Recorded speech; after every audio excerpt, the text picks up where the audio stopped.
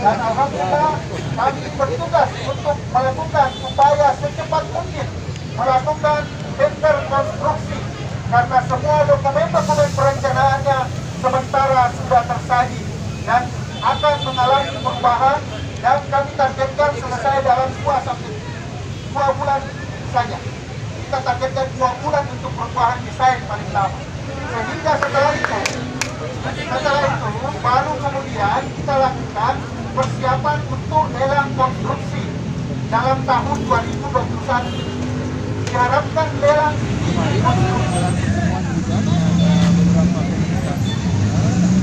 namun yang hadir pada saat itu adalah dari perwakilan BSN ini. Beliau menjelaskan secara langsung bahwa komitmen untuk membangun kembali Stadion Matuani tetap dilaksanakan.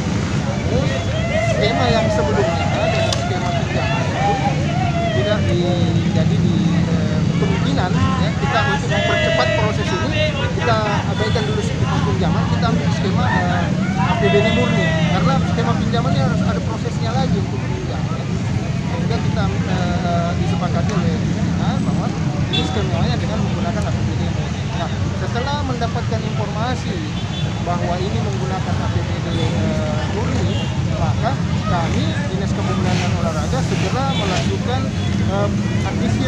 additional desain tambahan, karena desainnya sebelumnya ultimate design dengan nilai 1,3 triliun itu sudah selesai sejak 9 Februari.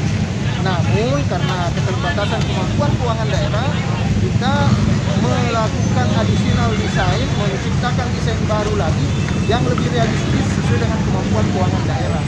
Nah, inilah kemudian langkah yang pertama dilakukan adalah sampai mulai pekan depan itu sudah mulai disusun additional desainnya.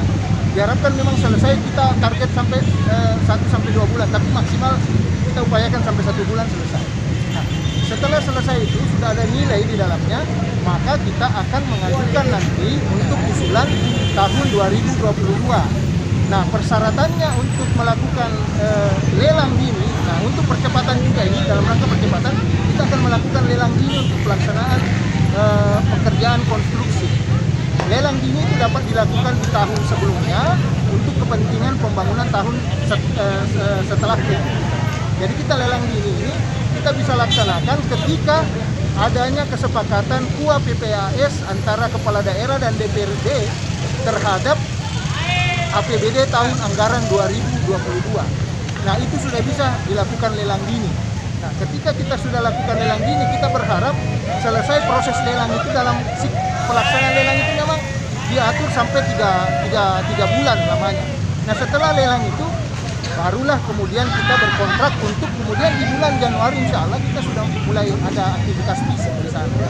Kan ada additional design, artinya ya, kemungkinan besar jumlah kapasitas penonton akan dibatasi, berkurang. Dan ini juga sejalan dengan kondisi Andalalin yang kita ajukan pada saat itu.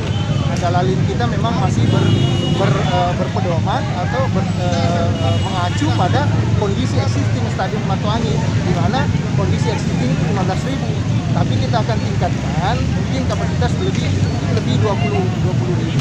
Jadi kemungkinan pusat pertokoan juga yang ada di stadion tidak ada juga atau bagaimana? Kan ada rencana kayak tetap di kawasan stadion itu yang 7 hektar kurang lebih kita manfaatkan untuk perencanaan awal. Jadi mungkin ada itu dilakukan secara bertahap nanti. Untuk tahap 1 tahun 2022 itu diharapkan bisa fungsional minimal lapangannya. Nah, di situ PSM mungkin sudah bisa berlatih di situ, latihan dengan konsep stadion yang bertaraf internasional, berstandar FIBA untuk lapangan. Kemudian juga bisa dibangun pada tahun yang 2022 mungkin sudah bisa ada terbangun juga tribun. Minimal tribun utama, tribun VIP sudah terbangun. Nah, kemudian landscape, kemudian juga sarana prasarana lain yang bisa terbangun. Tahun berikutnya dilakukan lagi seperti itu. Karena ada komitmen antara kepala daerah dengan DPRD, karena ketua DPRD juga hadir kemarin untuk menyatakan dukungan dan komitmennya untuk memenuhi kebutuhan anggaran dalam rangka pembangunan